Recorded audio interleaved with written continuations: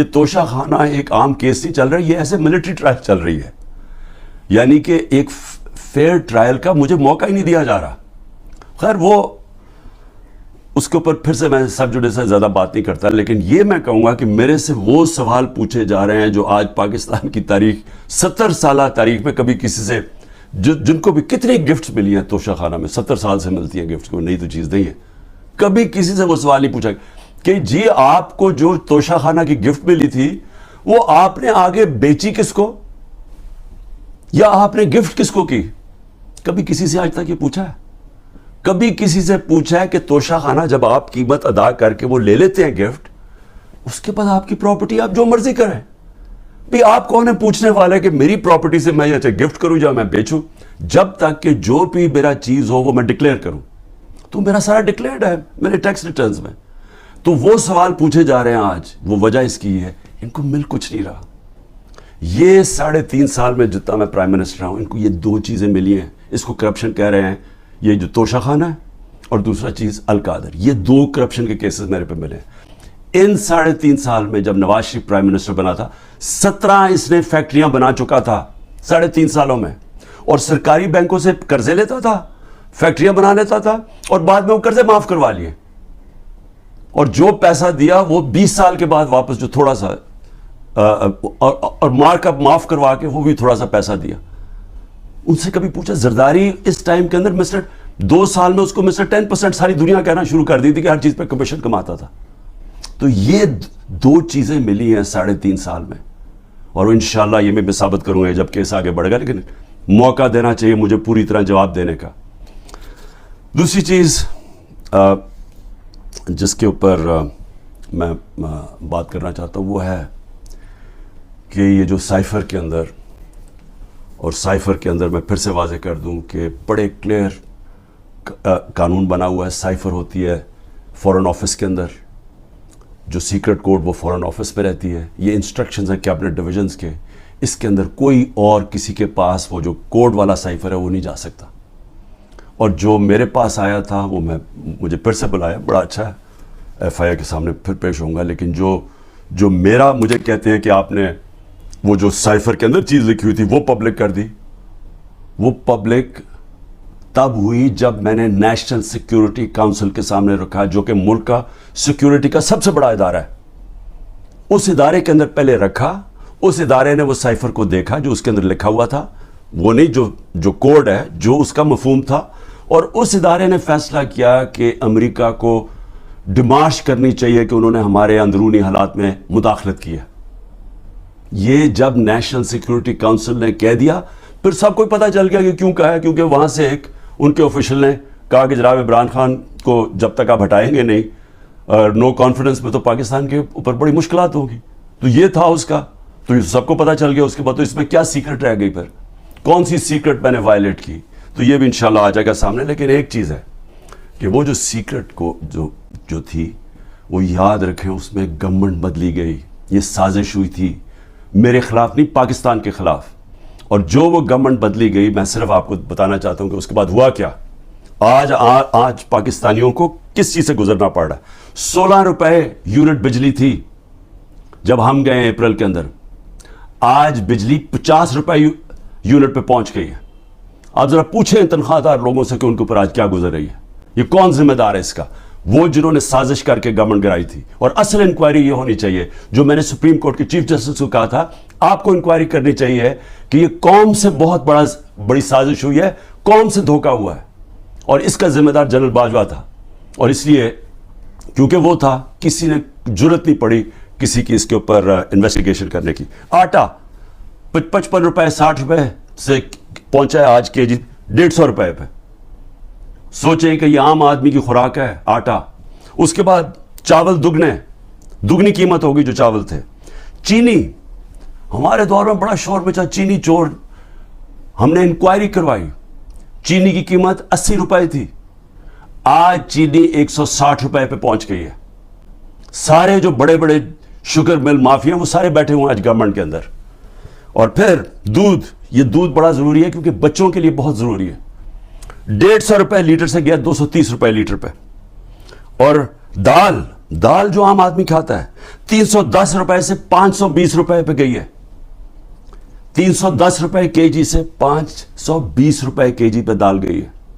یہ عام لوگوں کے کھانے کی چیزیں ہیں. یہ ذرا بتائیں کہ کون ذمہ دار ہے جس نے یہ جو ساری سازش ہوئی تھی, اور انشاءاللہ جب بھی انکوائری ہوگی ثابت ہوگا کہ بہت بڑی ایک چلتی ہوئی حکومت کو مشکل وقت سے جو پاکستان کو نکالتی گئی اس کو گرا کے تو یہ ہوا. میں آخر میں دو صرف چیزیں کہنا چاہتا ہوں.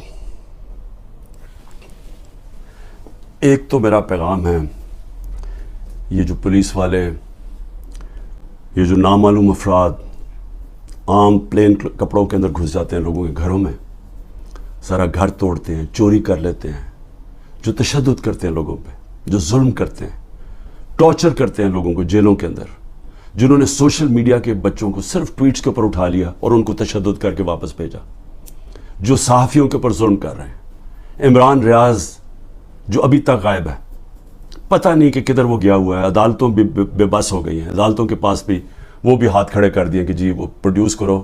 ایک صحافی صرف اس لیے, اس نے تو کوئی توڑ پھوڑ نہیں کی تھی, لیکن صرف اس لیے کہ وہ ظلم کے سامنے سچ بول رہا تھا, اس کو اٹھا لیا.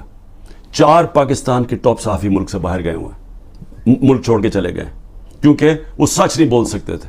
اور ان کے اوپر یہی قسم کا جو عمران کو پہلے اس کے اوپر تشدد کیا, پھر جو اب اس کو غائب کیا ہوا ہے, خوف پھیلایا ہوا ہے. باقی سارا میڈیا کنٹرول میں ہے. صرف وہ تب بول سکتے ہیں اگر عمران خان کی کوئی برائی ہو, پروپیگنڈا, وہ بول سکتے ہیں. وہ کوئی سچ نہیں بول سکتا آج.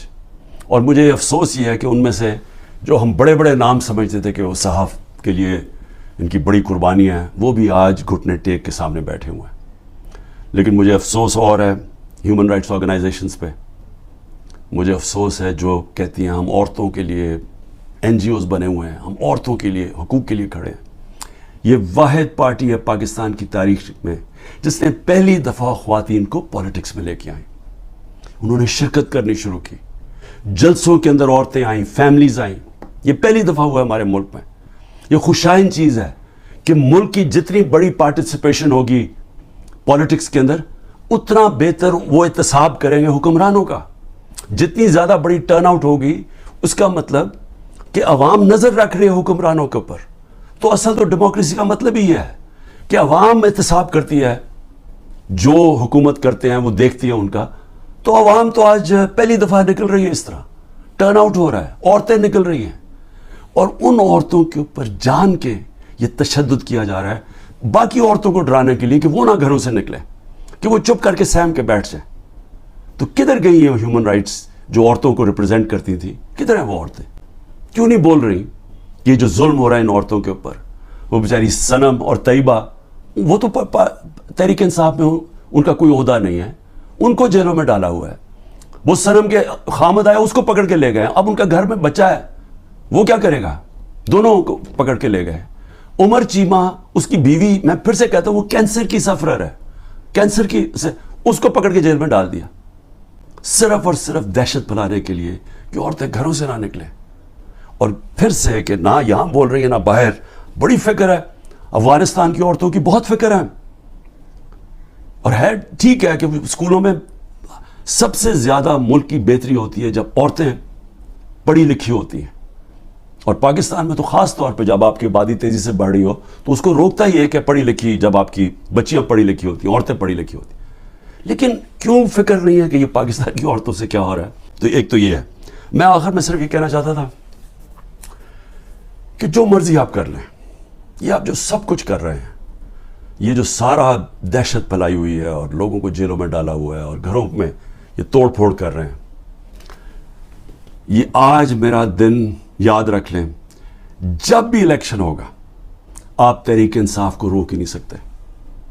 کیونکہ آپ لوگ اگر سہم بھی گئے نا, دلوں کے اندر ان کے جو فیصلے اور ذہنوں میں کر بیٹھے ہیں وہ اس سے نہیں پیچھے ہٹنے لگے. جب ایک آبادی ایک طرف آ کے کھڑی ہو جاتی ہے, قوم کھڑی ہو جاتی ہے, کوئی دنیا کی پاور اس کو روک نہیں سکتی. یہ صرف عارضی طور پہ آپ تھوڑی دیر لوگوں کو سہم جائیں گے, ڈر جائیں گے. میں چیلنج کرتا ہوں کہ جب بھی الیکشن ہوں گے آپ ڈیلے بھی کر دیں, ابھی ڈرے ہوئے ہیں کہ جی ابھی نہ کرو الیکشن, آپ اگلے مارچ کر دیں. میں آپ کو چیلنج کرتا ہوں کہ تحریک انصاف سویپ کرے گی الیکشن انشاءاللہ. مجھے جیل میں ڈال دیں, ڈسکوالیفائی کر دیں, جیتنا تحریک انصاف نے. کیونکہ قوم فیصلہ کر بیٹھی ہے. اور یہ جتنے آپ حربے استعمال کر رہے ہیں, آپ تحریک انصاف کا ووٹ بینک اور بڑھتا جا رہا ہے. لوگ بیوقوف تو نہیں ہیں, قوم تو دیکھ رہی ہے کیا ہو رہا ہے, اور قوم کے اندر غصہ ہے. ایک معاشی طور پہ ان کا قتل کر دیا ہے, ایک مہنگائی ان کو لے بیٹھی ہے, ایک 30 سال سے وہ شکلیں دیکھ رہی ہیں جو ملک کو لوٹ کے پیسہ باہر ان کا پڑا ہوا ہے, اور پھر ان کے اوپر خوف طاری کیا ہوا ہے کہ جناب ہم آپ مایوسی پھیلائی ہوئی ہے کہ تحریک انصاف جیت نہیں سکتی, عمران خان کے اوپر کانٹا مارا ہوا ہے. کانٹا صرف عوام کسی کے اوپر مارتی ہے, اور کوئی بھی انشاءاللہ جب بھی الیکشن ہوگا, کوئی بھی جب عوام کی رائے طے کر لیتی ہے, فیصلہ کر لیتی ہے عوام, آج تک دنیا کی تاریخ میں عوام کے خلاف کوئی نہیں جیتا. پاکستان زندہ باد.